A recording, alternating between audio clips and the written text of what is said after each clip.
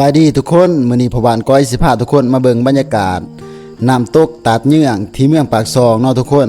หลังจากที่อยู่สวนหลายเดือนแล้วมื้อนี้ก็รู้สึกว่าเงาๆก็เลยชวนหมู่มาขับรถลิ้นทุกคนก็คือเฮาขับรถมาจากเมืองปทุมพรเนาะเพื่อสิมาแวะลิ้นอยู่ตาดเยื่องอยู่เมืองปากซองเนาะทุกคนเพราะว่าช่วงนี้ก็รู้สึกว่าว่างๆจากเวียกจากงานแน่น้อยนึงเนาะบวกกับความเหงาของเฮากับหมู่เฮาเนาะก็เลยว่าพากันมาขับรถลิ้นมื้อนี้สิเอาบรรยากาศอยู่ตาดเยื่องมาให้ทุกคนได้เบิ่งได้ชมนํกันเนาะว่ามันสิเป็นจังได๋บรรยากาศดีบ่พอขี่เข้ามาหอดด้านในของตาดเยี่ยงเพิ่นก็สิมีป้อมบอนที่ซื้อปีเพื่อเขาส้มเนาะทุกคนเนาะสำหรับคนลาวแม่น 30,000 กีบต่อคนต่อปีเนาะทุกคนหลังจากซื้อปีแล้วเฮามาเบิ่งนํกันเลยเนาะว่าบรรยากาศด้านในมันสิเป็นแนวใด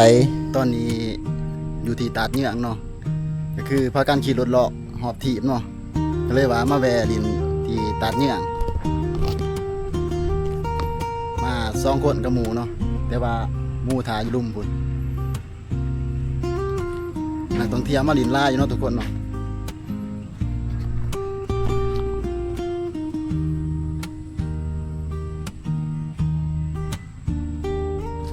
สายลุยของแถเนาะมา2คนกับหมู่ขับรถดินมาแวะลินอยู่ตาเยี่ยงที่เมืองปากซองเนาะหลังจากเข้ามาหอดบรรยากาศด้านในก็สิประมาณนี้เลยทุกคนและนี่ก็เป็นอีกจุดเช็คอินหนึ่งเนาะของตาดเยื่องที่ว่าไผมาแล้วก็ต้องได้ถ่ายรูปบ่นี้เนาะแต่ว่าเสียดายมื้อนี้เฮามากับหมู่2คนบ่ได้ถ่ายรูปมาให้ทุกคนได้เบิ่งได้ชมนํกันเนาะแต่ก็บ่เป็นหยังถึงว่าสิบ่มีรูปมาให้ทุกคนได้เบิ่งก็อย่างน้อยก็มีคลิปให้ทุกคนได้เบิ่งเนาะบรรยากาศเพิ่นตกแต่งด้านในบอกเลยว่าหลากหลายสีสันแห้งทุกคนมีทั้งทุ่งหลากหลายสีสันและก็กระซ่อนต้องประแดกเนาะทุกคนเนาะที่ว่าเพิ่นห้อยไว้อยู่ข้างเทิงแต่ก็บ่ฮู้ว่าอยู่บ้านอื่นหรือว่าอยู่เมืองปากซองเพิ่นก็เอิ้นกระซ่อนคือกันบ่หรือว่าเอิ้นต่างกันเนาะแต่สำหรับบ้านพ่อบ้านก้อยนี่เอิ้นว่ากระซ่อนเนาะและสำหรับไผที่ฮู้ว่าอันที่เฮ็ดจากไม้ไผ่ห้อยไว้ด้านเทิงนี่เขาเอิ้นกันว่าแนวใดก็สามารถคอมเมนต์บอกพ่อบ้านก้อยได้เด้อเป็นสินี่โอ้ขายหอสม แผ่นต่างหากสิบบาท เขาขายหอสม น่ากินได้ปะเนาะ ขาดังดังไอ้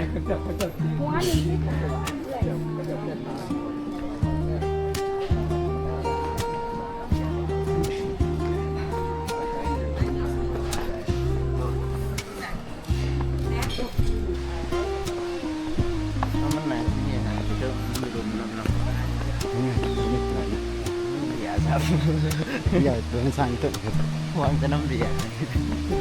เมื่อย่างลงมารวมก็สิมีจุดเช็คอินหรือว่าจุดถ่ายรูปอีกจุดหนึ่งของตาดเยี่ยงเนาะทุกคนซึ่งว่าจุดนี้จะเป็นครัวขามน้ำไปฝากเบอร์นัดเนาะทุกคนเนาะและผู้คนที่ว่ามาตาดเยี่ยงก็สิมักมาถ่ายรูปอยู่ครัวแห่งนี้เนาะทุกคนแต่ว่าก็ยังบ่แม่นจุดเช็คอินแท้ๆของตาดเยี่ยงทุกคนเพราะว่าจุดที่ว่าน้ำตกแม่นจะอยู่ลุมถัดไปอีกหน่อยหนึงเนาะทุกคนเนาะก็คือครัวตัวนี้จะไต่ขามน้ำไปเนาะซึ่งว่าอยู่ด้านข้างของครัวก็จะเป็นหน้าผาแล้วก็เป็นจุดน้ำตกแท้ๆเนาะทุกคนเนาะและเฮาสิพาทุกคนไปเบิ่งไกลๆว่า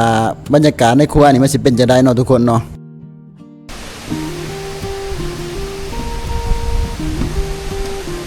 มีสะโดดเหรอมีสะโดดเหรอเอ้ย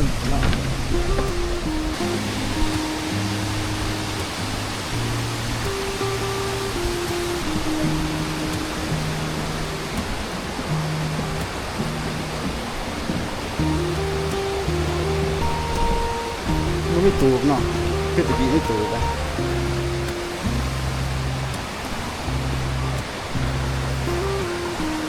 น้ำเย็นอยู่วะ คุยงานไปดิใหญ่ขนาดเลยเนาะเย็นขึ้นเลยไม่ตุก คืออยู่บ้านเลยหอมๆนะพวกบ่มีเวียกห้าหรอกขับรถดิน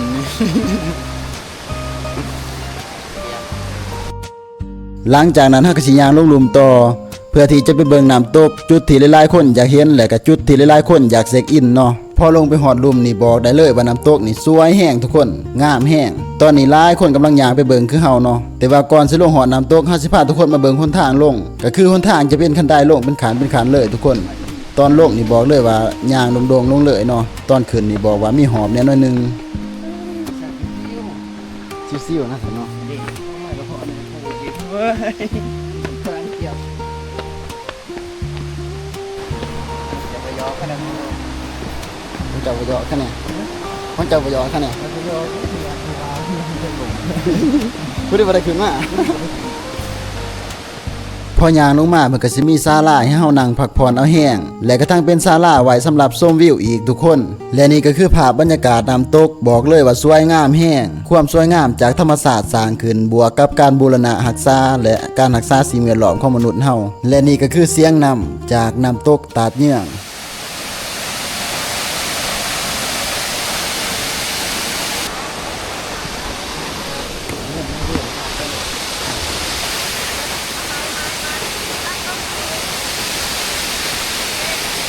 น้ำตกตาดเ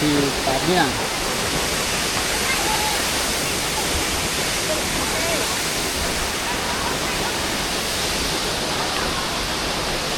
นักท่องเที่ยวมาเต็มเลยตอนนี้ของมันเงียบขึ้นเพิ่มเลย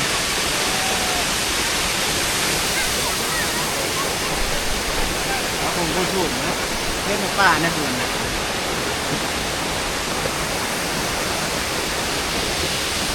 ก็ยังเห็นแต่ห้อยแตกจริง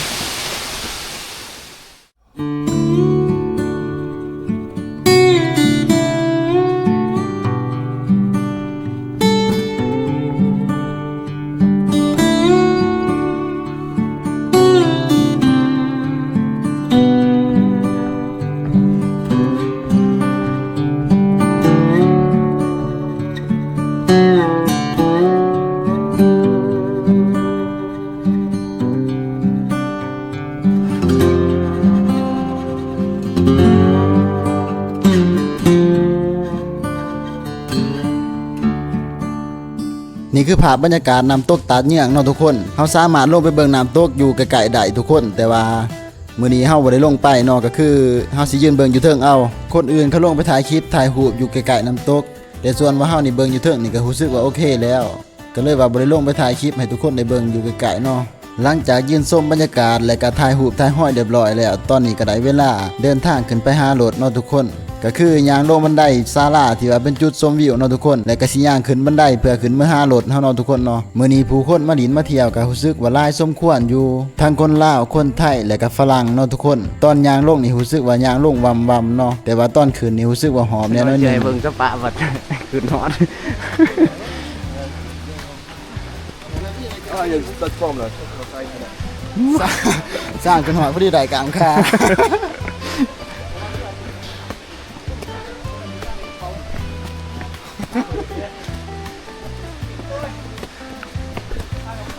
ว้าว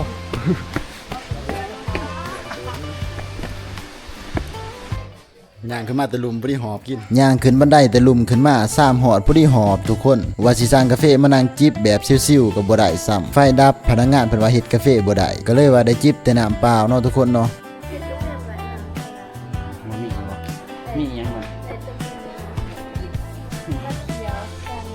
ก็เลยว่าได้จิบแต่น้ำเปล่าเนาะแต่ว่านอกจากน้ำเปล่าเพิ่นก็ยังมีหลากหลายเมนูให้เฮาเลือกอยู่เนาะเป็นต้นก็แม่นชาเขียวชาไทยต่างๆนี่แหละแต่ว่าเฮาก็เลือกน้ำเปล่าคือเก่าเนาะ หอบ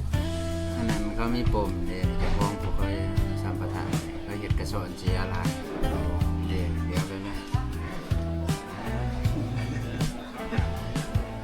ใส่เงินกระดิ่งมานี่รถสบาย มันแผลเนาะแม่ค้าสร้างกระสอนมาขายอยู่ได้หมด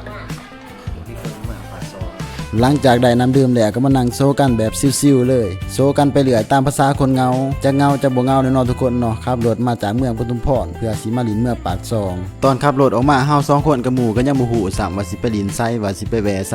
มีแต่ขับไปเรื่อยๆแล้วก็บ่ได้วางแผนอีหยังเลยทุกคน